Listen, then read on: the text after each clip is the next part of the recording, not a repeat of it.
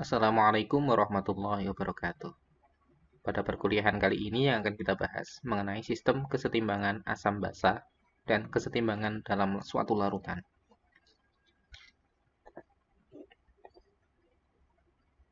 Sistem kesetimbangan asam basa ini akan sangat berpengaruh kepada pembahasan mengenai larutan buffer. Larutan buffer sendiri adalah larutan yang mampu mempertahankan pH dari suatu larutan asam atau basa dengan penambahan sedikit asam ataupun sedikit basa, seperti yang sudah didefinisikan pada pertemuan sebelumnya. Larutan buffer sendiri terdiri dari campuran antara asam lemah, basa lemah, dan garam dari asam lemah atau basa lemah tersebut. Keduanya harus ada. Jadi ada yang merupakan campuran asam lemah dan garam dari asam lemah, ada yang berupa campuran basa lemah dan garam dari basa lemah tersebut. Larutan buffer sendiri memiliki kemampuan mempertahankan pH ketika ada penambahan sedikit asam atau basa. Ingat, penambahannya hanya sedikit. Dia memiliki batas-batas tertentu. Terlihat dari grafik kurva titrasi yang sebelumnya di pertemuan pembahasan asam basa sudah ditampilkan. Contoh dari campuran yang merupakan larutan buffer adalah campuran asam asetat dengan garamnya, yaitu natrium asetat. Misalkan ada campuran asam asetat dan natrium asetat dengan jumlah mol yang sama. Ketika dia ditambahkan asam kuat, ion asetat dari garam yang berperan mempertahankan pH-nya. Simulasinya seperti ini. Ini merupakan ion asetat yang berasal dari CH3COONA. Ketika ada asam di situ, ketika ada asam yang masuk ke dalam campuran tersebut, dia akan ditangkap oleh si ion asetat ini. Asalnya kan asam kuat. Asam kuat ini pengaruh pH-nya lumayan besar. Akan tetapi dengan keberadaan si asetat ini, dengan keberadaan ion asetat ini, kekuatan asam itu akan direduksi menjadi suatu spesies asam lemah, yaitu CH3COOH. Ini yang menyebabkan si larutan buffer itu mampu menahan pH. Kasus yang lain, ketika dia ditambahkan basa kuat, si OH-nya akan ditangkap oleh spesies CH3COOH. Asalnya OH- ini kan sifatnya kuat ya, basa yang sifatnya kuat. Dengan adanya CH3COOH, si basanya ini akan dinetralkan dan akan membentuk spesies basa konjugat yang sifatnya lebih lemah daripada basa awal. Seperti itu. Definisi lain, larutan buffer bisa juga diartikan sebagai larutan yang mengandung asam lemah dan basa konjugatnya, atau basa lemah dan asam konjugatnya.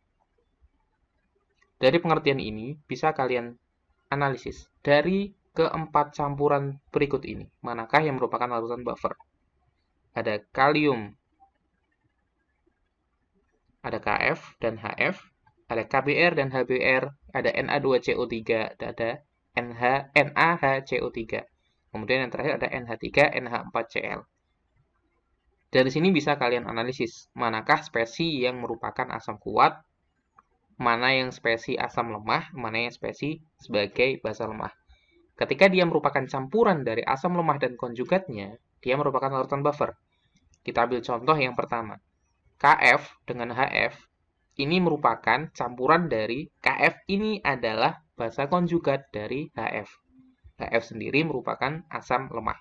Sehingga A ini merupakan campuran yang bisa berperan sebagai larutan buffer. Kemudian contoh yang B, KBr dan HBr. HBr ini merupakan asam kuat. Sehingga campuran antara KBr dan HBr tidak bisa kita golongkan sebagai larutan buffer. Dua contoh yang lain, silakan kalian analisis sendiri. Sekarang perhatikan campuran berikut ini. Ada suatu garam NaA, di mana A itu menyimbolkan anion, atau kalau kita hubungkan dengan konsep sebelumnya, anion itu akan berperan sebagai basa konjugat, sedangkan Ha-nya merupakan asam lemah. Reaksi yang terjadi dalam campuran tersebut ada dua. Yang pertama, ini reaksi Na terionisasi secara sempurna menjadi Na+ dan amin. Sedangkan Ha akan bereaksi bolak-balik membentuk spesies H+ dan amin.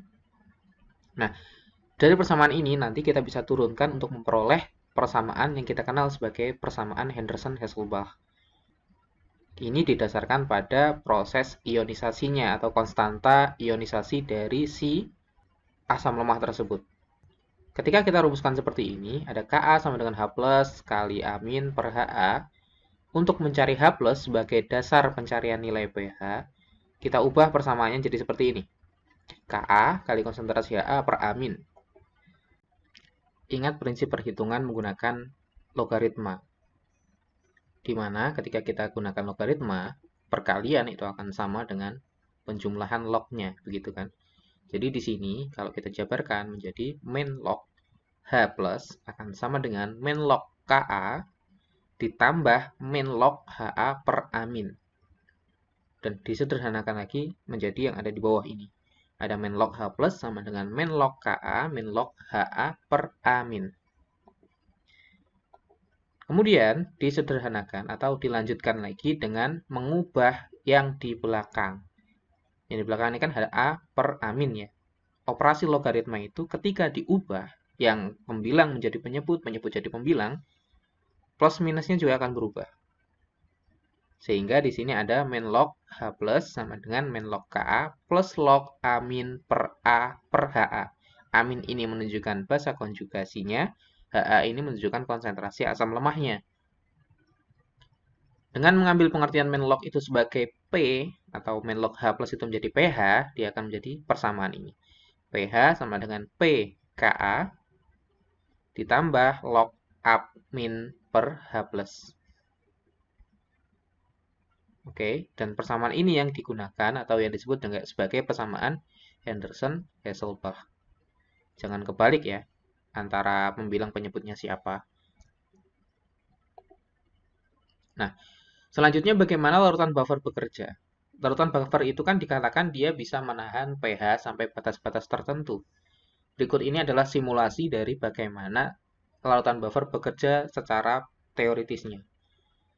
Misal, ada suatu larutan buffer dibuat dengan cara memasukkan 0,25 mol asam asetat dan 0,25 mol natrium asetat dalam 1 liter larutan.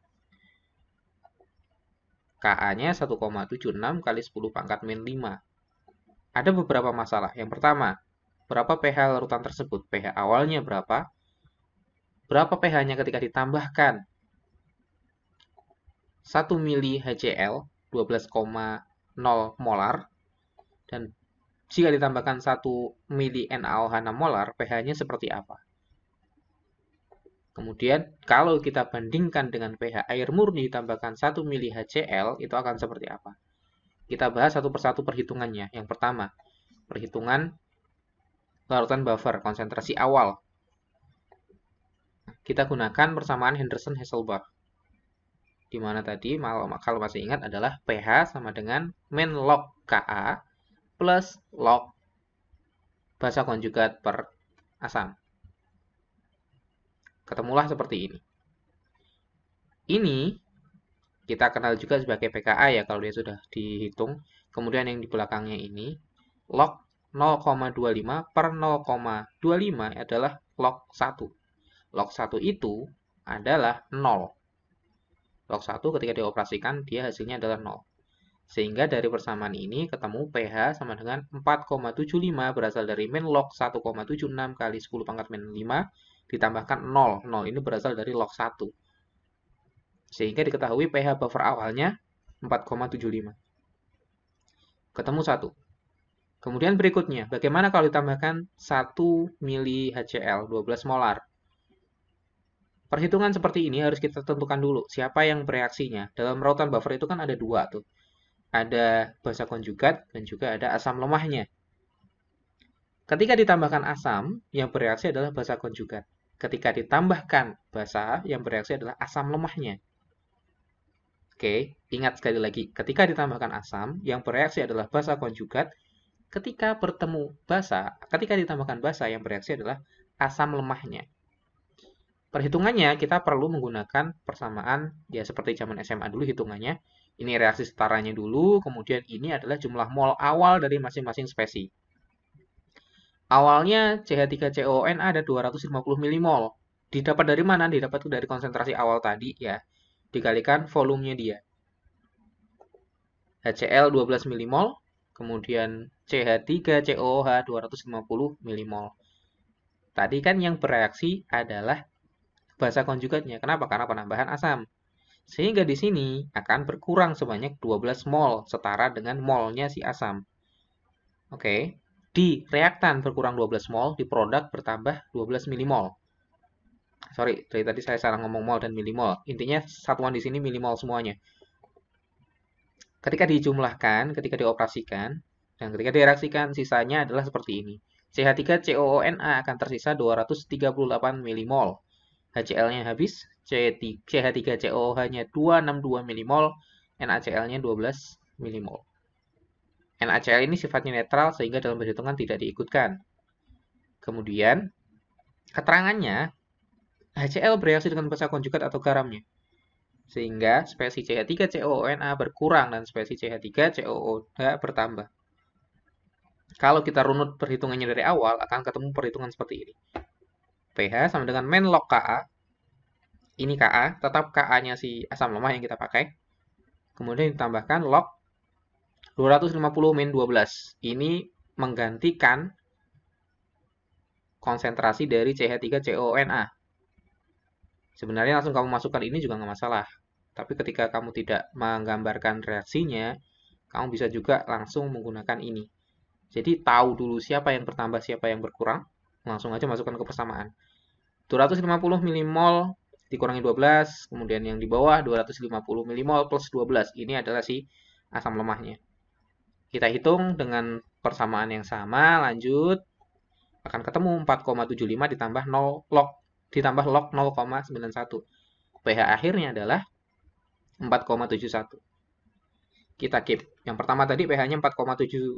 Ketika dengan penambahan 1 mili HCl 12 molar, pH-nya berubah menjadi 4,71. Turun memang, dia tidak akan stuck di 4,75, dia tetap turun. Tapi turunnya tidak ekstrim, hanya sekitar 0,04 poin.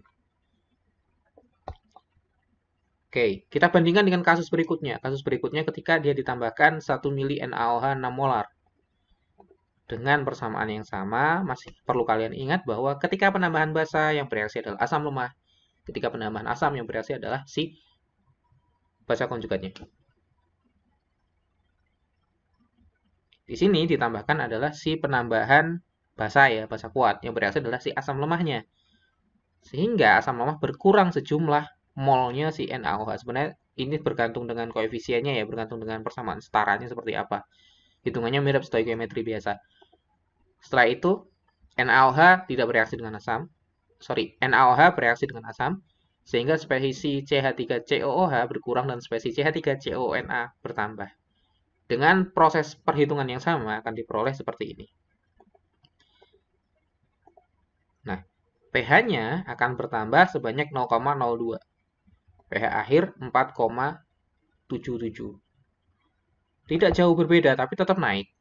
Tapi memang tidak terlalu ekstrim. Hanya 0,02 poin.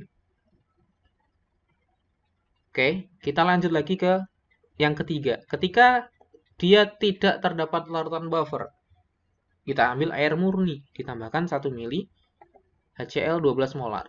Yang terjadi apa? Kita masukkan saja ke perhitungannya.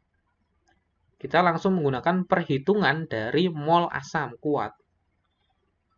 Di mana mol asam kuat itu ya main log dari konsentrasi asam kuatnya. Konsentrasinya itu didapat dari mol HCl dibagi volume larutan.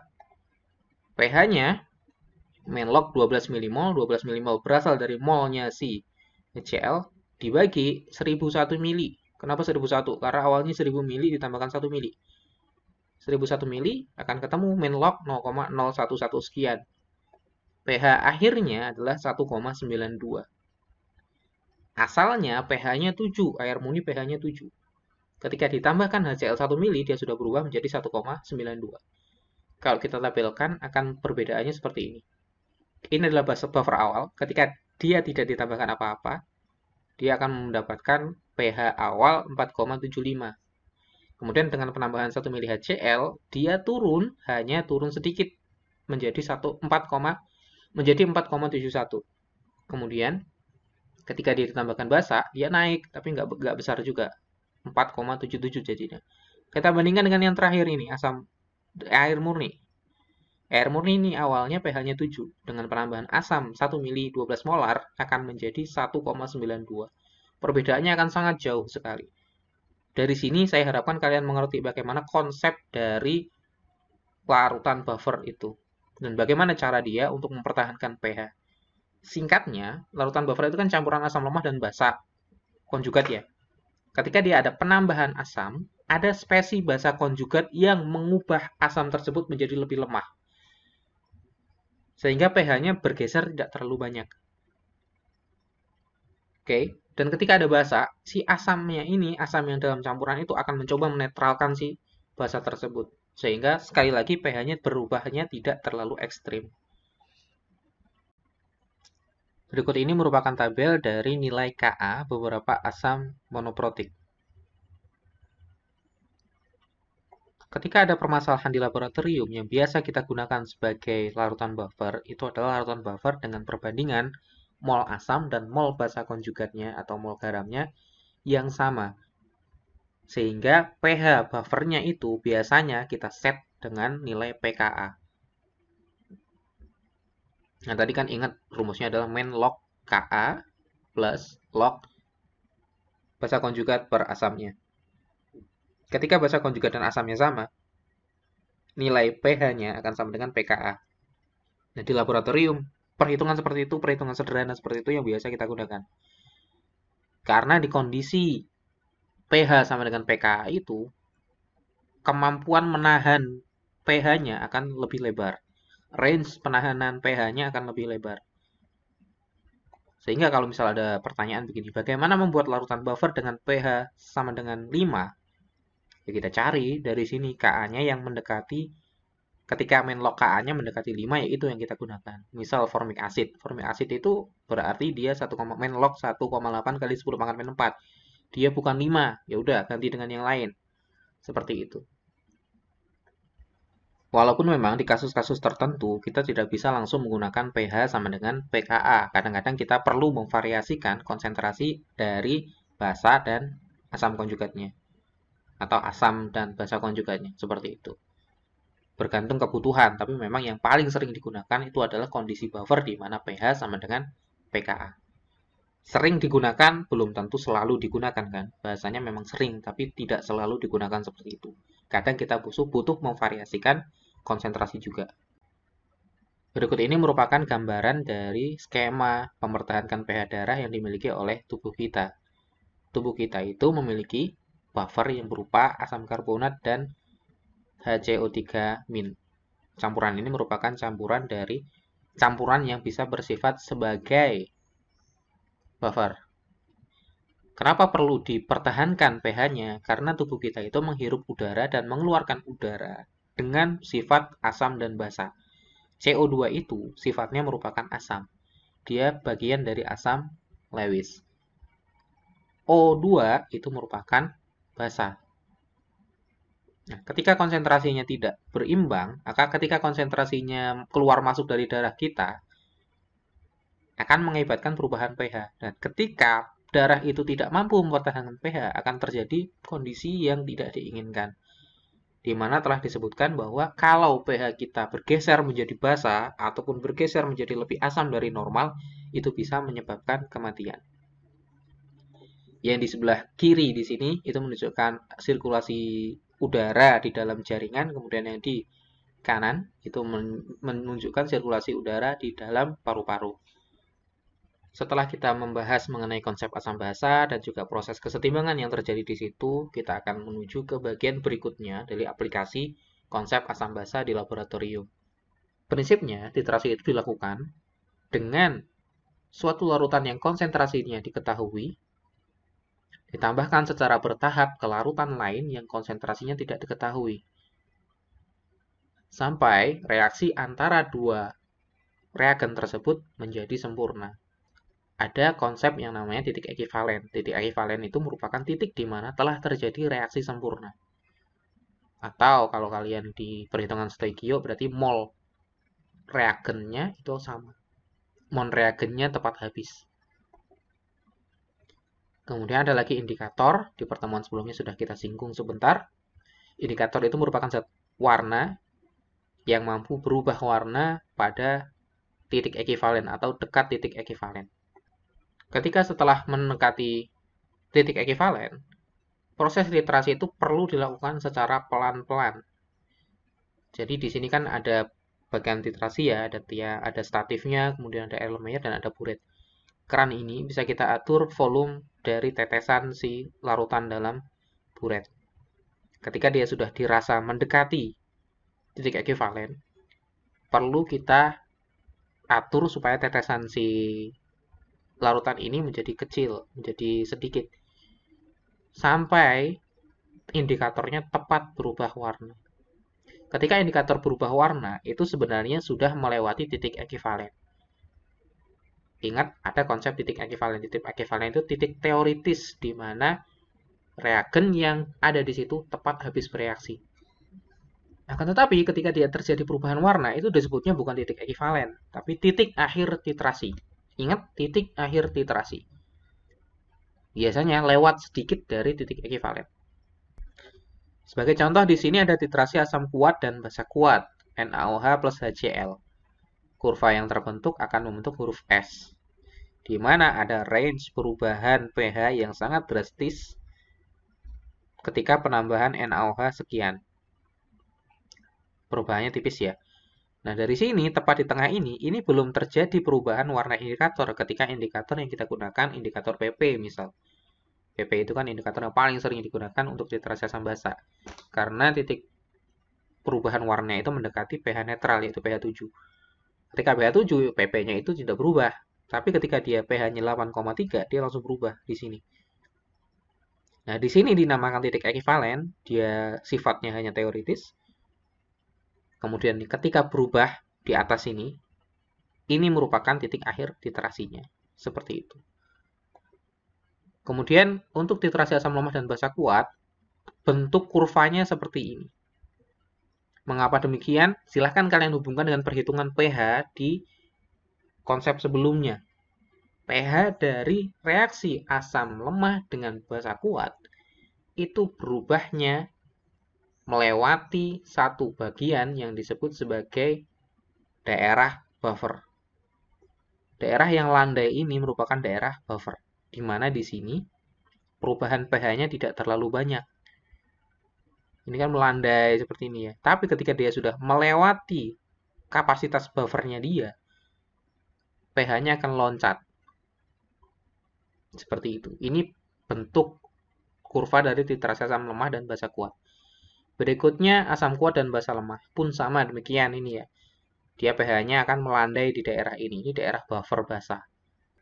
Secara umum, ketika kita menghitung pH teoritis dari suatu proses titrasi, itu kita bagi menjadi 3 daerah. Yang pertama daerah sebelum titik ekivalen, yang kedua daerah ekivalen, yang ketiga setelah titik ekivalen. Kalau dia asam kuat basa kuat, daerah sebelum titik ekivalen itu hanya kita gunakan persamaan menghitung pH antara asam kuat atau basa lemah saja. Di titik ekivalen, karena memang sama-sama kuat, langsung kita statement bahwa pH-nya adalah 7. Setelah titik ekivalen, pH-nya berubah bergantung sisa siapa yang ada di situ. Akan tetapi ketika kita punya asam lemah dan basa kuat dalam proses titrasi, yang perlu diperhatikan itu adalah sebelum dari titik ekivalen itu akan terbentuk daerah buffer. Kemudian akan ada titik ekivalen yang pH-nya tidak 7.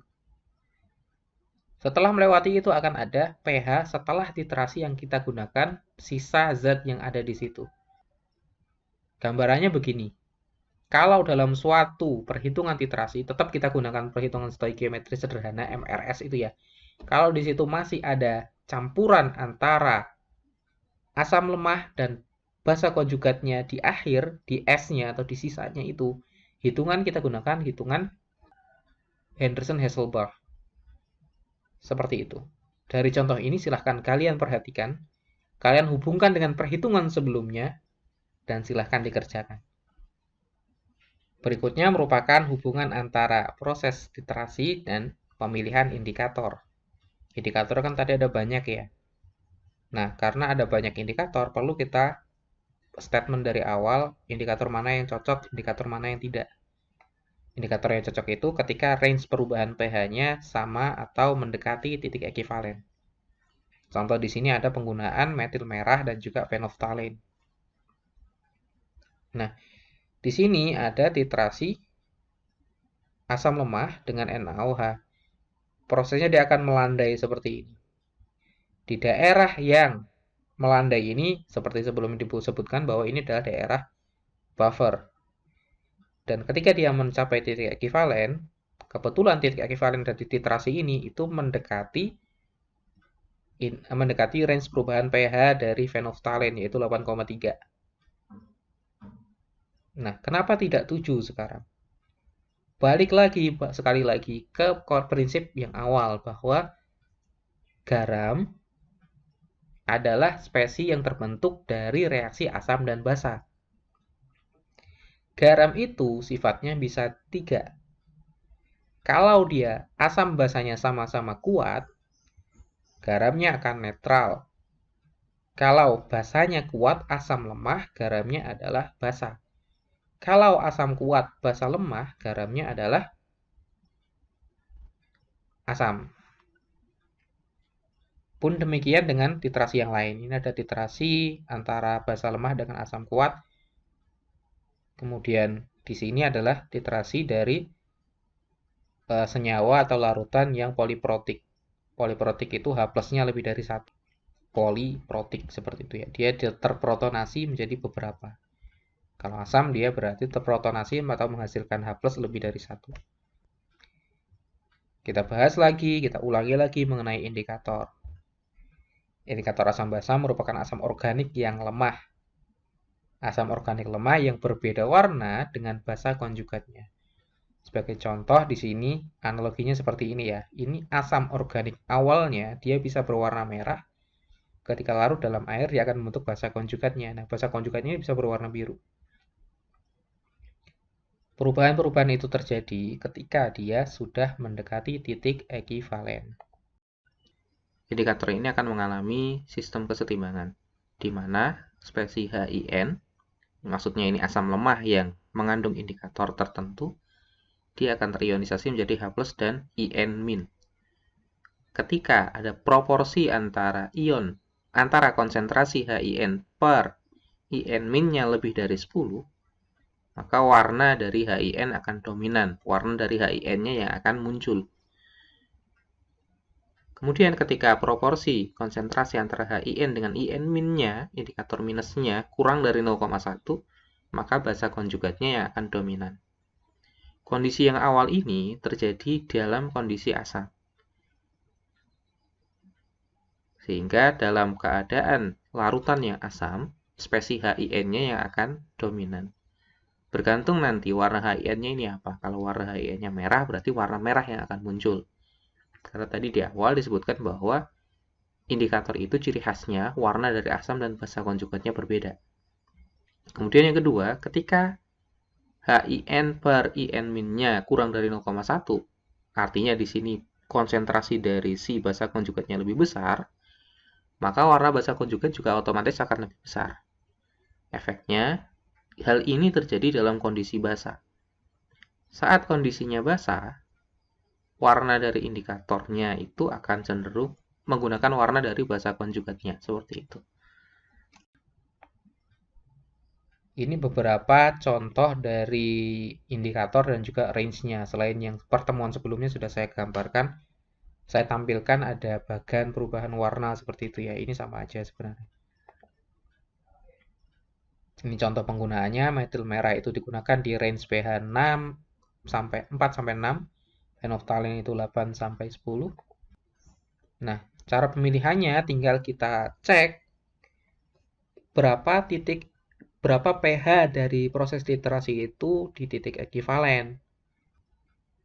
Ketika titik ekivalennya lebih dari 7, bisa digunakan pH indikator yang di atas 7. Di contoh ini ada kresol merah dan juga ada phenolphthalein seperti itu. Jangan gunakan indikator yang lain. Kalau digunakan indikator yang lain yang terjadi ya perubahan warna itu tidak memiliki arti. Dari konsep kesetimbangan asam basa, kita lanjut ke konsep kesetimbangan kelarutan. atau KSP. KSP perhitungannya sama dengan kesetimbangan kimia di awal, hanya spesi dalam bentuk larutan yang dihitung. Contohnya proses pelarutan AgCl. AgCl itu adalah senyawa yang susah larut ya. Di dalam larutan, dia hanya sedikit terlarut berupa Ag+ dan Cl-. Ketika kita membahas konstanta kelarutan, yang berperan di situ atau yang kita bahas adalah suatu padatan yang di dalam larutan akan menghasilkan ion-ion tertentu yang proporsinya atau konsentrasinya akan setara dengan nilai KSP-nya. Karena dia di situ ada padatan, biasanya padatan dinyatakan di dalam reaktan, kemudian ada ionnya dalam produk, sehingga KSP itu dinyatakan sebagai KSP sama dengan konsentrasi kationnya dikalikan konsentrasi anion, dan ini dipangkatkan dengan koefisiennya. Kebetulan di sini koefisien F min kan ada 2 ya, sehingga konsentrasi F min pangkat 2 seperti itu. Untuk spesi yang lain pun sama cara mengekspresikannya. KSP-nya hanya di bagian produknya saja, karena kebetulan reaktannya semuanya merupakan spesi padatan yang tidak masuk ke ekspresi konstanta kesetimbangan. Kalau di sini konstanta hasil kali kelarutan. Seperti itu. Pun demikian dengan yang lainnya. Nah, ini juga akan ada hubungannya dengan nilai Q, atau kemarin di bagian kesetimbangan kimia kita sebut sebagai koesien. Ketika koesiennya lebih kecil daripada nilai KSP, berarti larutan tersebut merupakan larutan tak jenuh, sehingga tidak ada endapan. Kalau koesiennya sama dengan KSP, larutan tersebut jenuh. Kalau koesiennya lebih besar daripada KSP, berarti larutan tersebut lewat jenuh. Jadi endapannya akan terbentuk. Apa itu koesien? Kembali ke konsep ketika kita membahas kesetimbangan kimia. Berikut ini merupakan daftar KSP dari beberapa senyawa ionik. Semakin kecil nilai KSP, artinya senyawa tersebut semakin kecil kelarutannya dalam air. Berapakah batas dari suatu zat ionik bisa dikatakan tidak dapat larut? Nah, sebenarnya senyawa ionik itu walaupun dia kita sebut tidak larut, itu mengalami kelarutan namun dia kurang dari 0,1 gram per 100 gram air. Ketika konsentrasi kelarutannya di bawah itu, maka bisa disebut bahwa zat ionik tersebut tidak larut. Nah, kemudian tadi itu ada bagaimana tentang ionisasinya. Contoh lain ionisasi ada PbCrO4, ketika dalam kesetimbangan dia akan membentuk Pb2+ dan CrO4 2-. Nilai KSP-nya akan dinyatakan dalam Pb2+, konsentrasi Pb2+ dikalikan konsentrasi CrO4 2-. Ini KSP dalam kondisi kesetimbangan. Nah, ketika tidak dalam kesetimbangan atau kondisi awal, konsentrasi awal, itu disebutnya QSP atau koesien. Disebutnya sebagai hasil kali ion. Ada beberapa istilah yang perlu kita bedakan. Ada yang namanya molar kelarutan. Molar kelarutan itu jumlah mol zat terlarut dalam 1 liter larutan jenuh. Kemudian kelarutan. Kelarutan itu gram per liter. Jumlah zat terlarut dalam 1 liter larutan. Oke. Molar kelarutan ini yang kita gunakan untuk mencari nilai KSP. Dan istilah kelarutan itu setelah diketahui nilai KSP-nya, baru dinyatakan dalam bentuk kelarutan dengan konversi menggunakan data MR. Berikut ini merupakan hubungan antara nilai KSP dan kelarutan molar. Kelarutan molar itu disimbolkan sebagai S. Misal ada ionik AgCl. Kebetulan di sini koefisiennya sama-sama 1. Ag-nya 1, Cl-nya 1. KSP-nya bisa dinyatakan sebagai S pangkat 2. Karena dalam kondisi kesetimbangan, konsentrasi kation dan anion ini akan sama. Sehingga nilai KSP-nya, nilai S-nya itu sama dengan KSP pangkat setengah. Pangkat setengah kalau kita ubah dalam operasi matematika menjadinya akar KSP. Kemudian BaSO4. Ini pun sama, dia S pangkat 2. Kemudian di sini Ag2CO3. Karena di sini ada 2 Ag+ yang terbentuk, dia menjadi 2S konsentrasinya. Kemudian CO32- ini konsentrasinya hanya S. Sehingga KSP-nya menjadi 4S pangkat 3. Kenapa 4S pangkat 3? Karena perhitungan matematika saja. 2S kita masukkan ke sini. 2S pangkat 2. 2 pangkat 2 itu 4. 4 keluar, S-nya pangkat 2. Kemudian dikalikan S. 4S pangkat 2 kali S menjadi 4S pangkat 3. Sehingga nilai kelarutan molarnya akan menjadi KSP per 4 pangkat 3 atau akar pangkat 3. Dan seterusnya. Ingat di sini, ketika di sini koefisiennya lebih dari 1, berarti di kationnya juga akan molaritasnya, konsentrasinya juga akan setara dengan si koefisiennya tadi. Setelah itu dimasukkan ke nilai KSP. Untuk selanjutnya, untuk mencari molar solubility-nya, kita ubah nilai KSP ini untuk mencari nilai S. Contoh lain di sini ada PbF2. PB-nya ada 1, F-nya ada 2.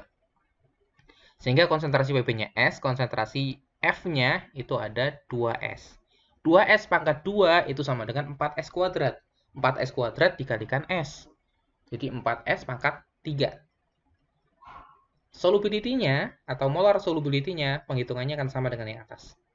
Jadi KSP ini tergantung dengan proses ionisasinya, berapa ion yang terbentuk, dan juga nanti semakin banyak ion yang terbentuk, nilai solubility-nya perhitungannya juga akan semakin banyak. Semakin banyak pembaginya, seperti itu. Contohnya sekarang, berapa kelarutan perak klorida gram per liter dalam gram per liter? Tadi kan kelarutan itu dalam gram per liter. Tapi ada kelarutan molar. Kelarutan molar itu mol per liter. Sehingga dari hitungan ini perlu kita konversikan lebih dulu. Tapi karena data yang diperoleh itu pasti data KSP-nya dulu, yang kita peroleh adalah molar solubility-nya dulu atau S-nya. Dari sini kita lihat dari analogi persamaannya, karena dia terbentuk satu kation dan satu anion, jadi S dan S, KSP-nya akan menjadi S kuadrat. KSP sama dengan S kuadrat di sini. Untuk mencari nilai S, tinggal kita cari akar KSP-nya. S-nya atau molar solubility-nya 1,3 kali 10 pangkat min 5. Dari sini, bisa kita cari kelarutannya dengan cara kita konversikan dengan mengalihkan MR-nya atau berat molekulnya. Berat molekul dari AgCl. Setelah itu diketemukan ini kelarutan dalam gram per liter dari AgCl. Berikut ini merupakan contoh dari suatu sistem yang bisa kita prediksikan apakah terjadi endapan atau enggak. Ada 2 mili NaOH 0,2 molar ditambahkan ke dalam 1 liter CaCl2 0,1 molar. Diberi informasi bahwa nilai KSP-nya adalah KSP antara InCa dan OH itu 8,0 kali 10 pangkat min 6. Di mana konsentrasi yang berperan atau konsentrasi yang digunakan dalam perhitungan adalah Ca2+ dikalikan konsentrasi OH min pangkat 2. Sehingga spesi dari sini bisa kita ketahui bahwa yang mengendap adalah CaOH 2 kali. Ada yang kemungkinan mengendap adalah CaOH 2 kali. Nah, terjadi endapan itu ketika koesiennya lebih besar daripada KSP. Di mana koesien ini berlaku untuk CaOH 2 kali. Kita cari masing-masing konsentrasi dari tiap spesi. Ca2+ ini akan mengikuti konsentrasi dari CaCl2. Di sini kan ada Ca+ ya, hanya 1, berarti sebanding. Konsentrasinya 0,1 molar. Sedangkan NaOH akan mengalami proses pengenceran, karena awalnya dia hanya 2 mili, diencerkan ke dalam 1 liter. Sehingga konsentrasi yang diperoleh adalah 4,0 kali 10 pangkat min 4 molar. Dua konsentrasi ini kita masukkan ke persamaan KSP. Nah, persamaan KSP itu kita ganti simbol menjadi Q. Jadi karena itu koesien ya. Ca2+ kali OH min pangkat 2. 0 ini menunjukkan inisial. Jadi 0 ini menunjukkan konsentrasi awal. Initial concentration. Sama dengan 0,1 kali 4,0 kali 10 pangkat min 4 pangkat 2. Ketemunya 1,6 kali 10 pangkat min 8. Di mana KSP yang diketahui adalah 8,0 kali 10 pangkat min 6. Sehingga Q-nya itu lebih kecil daripada KSP. Ketika Q-nya lebih kecil daripada KSP, dalam sistem tersebut tidak terdapat endapan. Setelah pembahasan mengenai KSP, kali ini kita akan bahas mengenai efek dari ion senama dalam sistem kesetimbangan. Adanya ion senama itu mampu menurunkan ionisasi asam lemah maupun basa lemah. Contohnya dalam sistem campuran natrium asetat dengan asam asetat. Di situ akan terjadi dua buah reaksi. Reaksi yang pertama reaksi ionisasi dari natrium asetat, dan ini berjalan sempurna menghasilkan Na+ dan ion asetat. Dan juga reaksi kesetimbangan yang terjadi pada asam asetat, menghasilkan hidronium dan juga ion asetat. Adanya dua ion asetat di sini itu disebut sebagai ion senama. Dan efeknya dia bisa menggeser kesetimbangan dari asam asetat menuju ke arah reaktannya. Oke. Sebagai contoh, ini contoh soal. Berapakah pH dari larutan yang mengandung 0,3 molar HCOOH? Ini asam format. Dan 0,52 molar HCOO kalium. Campuran asam lemah dan basa konjugasi. Sistem ini merupakan sistem buffer. Sehingga yang terjadi akan seperti ini. Dalam ionisasi asam asetat yang biasa, sebenarnya kan di awal ini yang punya konsentrasi hanya reaktan ya. Tetapi karena adanya ion senama, konsentrasi produk pun sudah ada, yaitu 0,52. Dengan mengasumsikan atau menganalogikan perubahan itu sebagai variabel X, kita jumlahkan seperti ini dan akan ketemu efek ion senama di mana pH-nya akan dihitung menggunakan persamaan Henderson-Hasselbalch. Kenapa bisa ketemu seperti ini? Sebelumnya sudah dijelaskan ketika membahas mengapa kok muncul persamaan Henderson-Hasselbalch ini. Kemudian efek ion senama dan kelarutan, ini juga akan berpengaruh. Adanya ion senama dalam suatu larutan itu akan menurunkan kelarutan garam tersebut. Sebagai contoh, berapa kelarutan molar AgBr dalam air murni A air murni, B 0,0010 molar NaBr. Yang pertama dalam air murni, kelarutan atau kelarutan molar disimbolkan sebagai S. Untuk sistem ini adalah Ag plus Br min ya, sehingga KSP-nya menjadi S kuadrat sama dengan KSP. Untuk mencari S-nya sama dengan akar dari KSP-nya. Sehingga S-nya diketemukan 8,8 kali 10 pangkat min 7. Sedangkan dalam sistem NaBr ketika di situ ada Na-nya juga, konsentrasi Br-nya ini akan digantikan dengan konsentrasi NaBr-nya. Ini kan ada konsentrasi Br ya dalam perhitungannya KSP-nya ini ada konsentrasi Ag plus konsentrasi B kali konsentrasi Br seperti itu. Dengan adanya NaBr itu menjadikan konsentrasinya dalam perhitungan KSP digantikan oleh konsentrasi Br min. Sehingga nanti KSP-nya akan sama dengan 0,0010 di mana ini adalah konsentrasi Br min dikalikan S. Kelarutan itu dinyatakan dalam S. Sehingga kelarutan dalam sistem ini, sistem di mana ada NaBr di situ, akan menjadi 7,7 kali 10 pangkat min 10. Lebih kecil daripada di air murni. Jadi efeknya seperti itu. Kalau di asam basa tadi, efeknya dia akan memunculkan perhitungan pH dalam bentuk persamaan Henderson-Hasselbalch. Kalau di ion senama, dalam kelarutan dia akan berpengaruh mengurangi kelarutan zat tersebut. Selain berpengaruh kepada senyawa asam basa dan juga kelarutan dari suatu senyawa ionik, kesetimbangan ini juga menjadi bahasan ketika kita membahas mengenai ion kompleks. Ion kompleks merupakan ion yang mengandung kation logam di pusat yang berikatan dengan satu atau lebih ion atau molekul yang kita sebut sebagai ligan. Contohnya ada CO kobalt 2+ ditambah 4Cl, dia akan membentuk ion kompleks COCl4 2-. Konstanta pembentukan atau konstanta kestabilan adalah konstanta kesetimbangan untuk pembentukan ion kompleks. Konstanta pembentukan atau konstanta kestabilan ini juga ditulis menggunakan hukum kesetimbangan kimia yang sebelumnya.